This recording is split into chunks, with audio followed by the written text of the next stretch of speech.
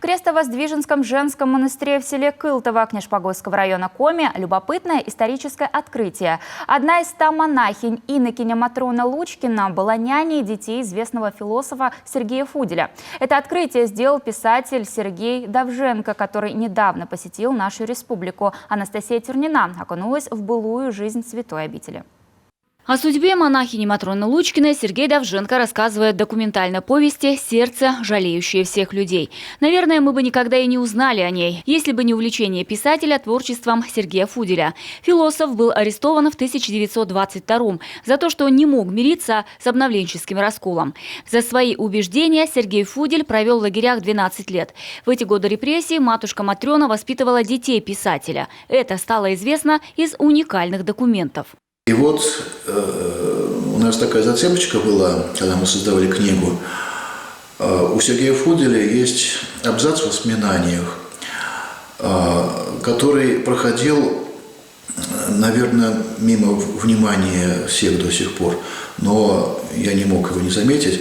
В этом абзаце значится Серегова.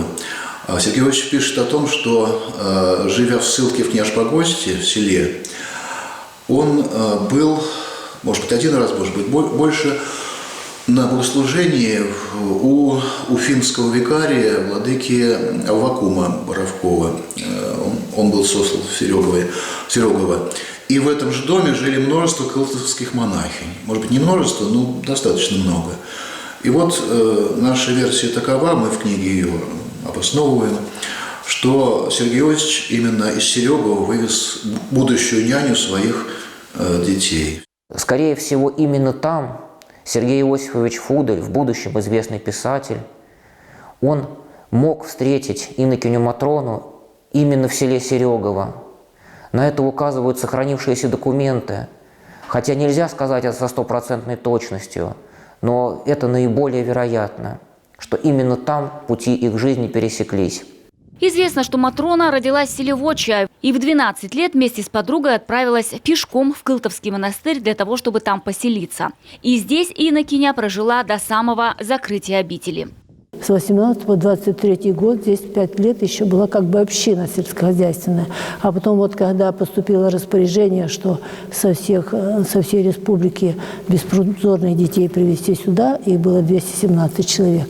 И, во-первых, встал вопрос, что нужно помещение, а во-вторых, что по программе Советского Союза, значит, что там воспитывали атеистов, а тут рядом монашки. И их категорически выселили просто в никуда. Матрона домой не приехала. Оказалась у такого знаменитого человека Сергея Фуделя в семье. И там пригодилась, нашла свое место. Эта книга посвящена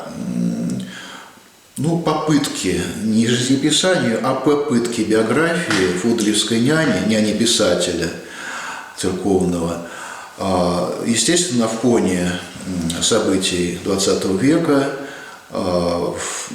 окружение там рассматривается, и ее, особенно его, который был собеседником святых, он знал многих будущих новомучеников.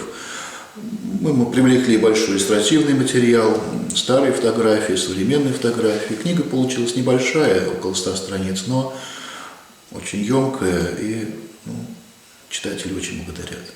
Закончив работу над документальной повестью, Сергей Давженко с группой паломников отправился в научную экспедицию. Узнать, увидеть, посетить места, куда в годы репрессий отправили многих верующих людей.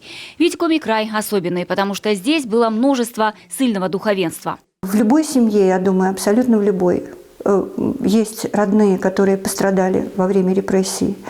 И у меня в том числе, так как родные мои, очень многие по маминой линии, они из священнического рода, то, понятно, как коснулась нас эта